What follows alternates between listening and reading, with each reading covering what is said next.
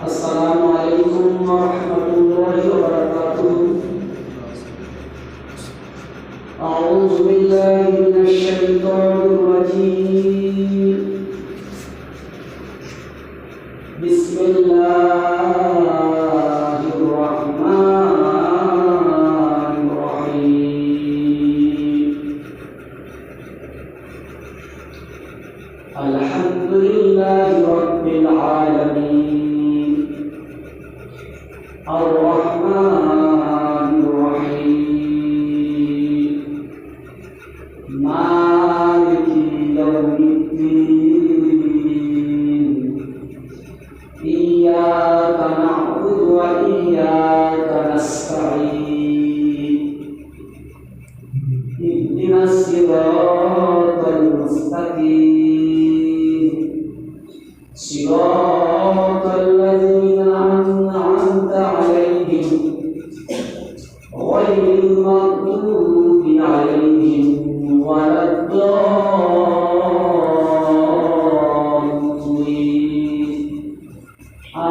آمين. اللهم صل على محمد وعلى آل محمد كما صليت على إبراهيم وعلى آل إبراهيم إنك حميد مجيد. اللهم بارك على محمد وعلى آل محمد كما باركت على إبراهيم وعلى آل إبراهيم إنك حميد مجيد. آمين. الحمد لله نحمده ونستعينه ونستغفره ونعوذ بالله من شرور أنفسنا ومن سيئات أعمالنا.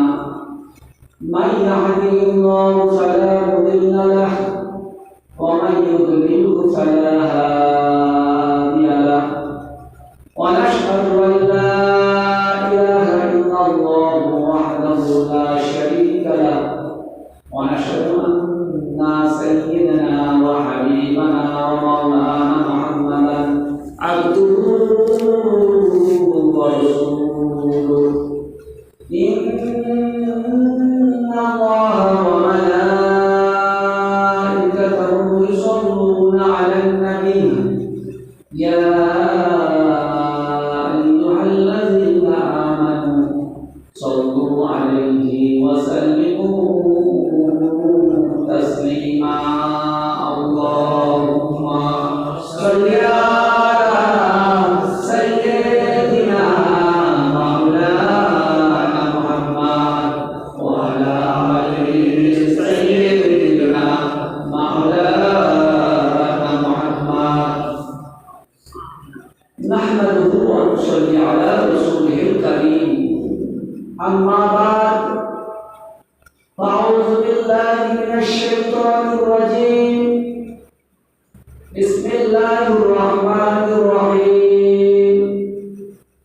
قل إن كنتم تحبون الله فاتبعوني يحببكم الله ويغفر لكم ذنوبكم الله غفور رحيم. صدق الله العظيم. आज 30 রমজান 1447 হিজরি বাংলা 6 চৈত্র 1432 বঙ্গাব্দ ইংরেজি 20 মার্চ 2026। আজ রমজান মাসের পঞ্চম ও শেষ জুমা। পরের দিন আসছে ঈদুল ফিতর। যেহেতু রমজানের প্রত্যেক জুম্মার গুরুত্ব বেশি আর এই শেষ জুম্মার পর আগামী 1 বছর আমরা এই দিনটি আর পাবো না। এই হিসাবে আজকে জুম্মার গুরুত্ব আমাদের কাছে খুব বেশি। আল্লাহ তাআলা ভালো জানেন আগামীতে আমরা এই জুম্মা ও রমাদান মাস আর পাবো কিনা। কেননা বহু মানুষ যারা গত রমজানে আমাদের মাঝে ছিলেন তাদের অনেকে আজ দুনিয়াতে নেই। রমাদান মাসের এক এক মুহূর্তের কদর এখন তারা বুঝতে পারছে। আল্লাহ তাআলার দরবারে লাখো শুকরিয়া জানাই যে তিনি আমাদের এই রমাদান মাস দিয়েছেন। এই মুবারক এইরকম মুবারক ও ক্ষমার মাস পেয়েও যদি আমরা ইবাদত উপাসনা ও তাওবা ইস্তেগফার করে আল্লাহর কাছ থেকে নিজেদের গুনাহ মাফ করে নিতে না পারি তবে এর চেয়ে দুঃখের বিষয় আর কি হতে পারে। কেননা হাদিসে আছে হযরত জিবরাইল আলাইহিস সালাম নবীজির কাছে এসে বলেছিলেন, সেই ব্যক্তি ধ্বংস হোক যে ব্যক্তি রমাদান মাস পেল অথচ তার ক্ষমা হলো না। এ কথা শুনে নবীজি সাল্লাল্লাহু আলাইহি ওয়াসাল্লাম বলেছিলেন, আমিন। রোজা রাখলে গুনাহ মাফ হয়, কাউকে ইফতার করলে গুনাহ মাফ হয়, তারাবি নামাজ পড়লে গুনাহ মাফ হয়, রমাদানে কর্মচারী ও মজদুরের কাজ হালকা করে দিলে গুনাহ মাফ হয়। এক কথায় ছোট ছোট আমাদের বাহানায় আল্লাহ তাআলার পক্ষ থেকে এ মাসে আমাদের জন্য ক্ষমার ঘোষণা করা আছে। তবুও যদি আমরা আমাদের বেপরোয়া ও অসতর্কতামূলক কাজকর্ম ও আচার আচরণের কারণে আমরা আল্লাহ তাআলার কাছে ক্ষমার যোগ্য না হই তবে নিঃসন্দেহে এটা চরম দুঃখের বিষয়।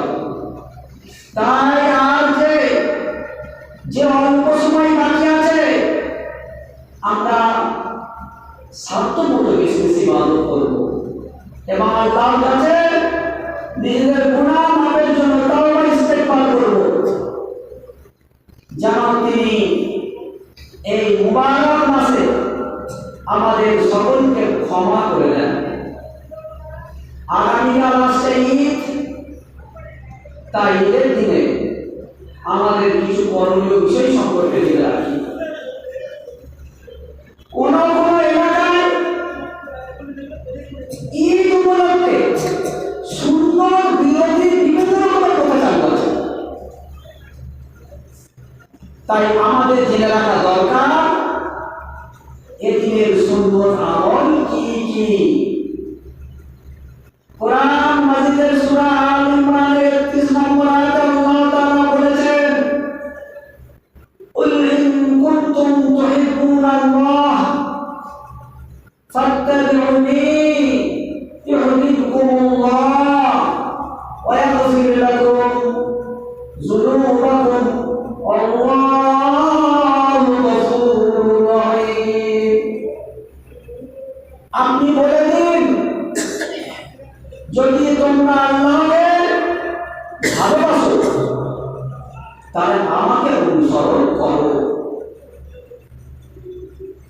আল্লাহ তোমাদেরকে ভালোবাসবেন এবং তোমাদের গুনাহ মাফ করে দেবেন। আল্লাহ তাআলা ক্ষমাশীল ও দয়ালু।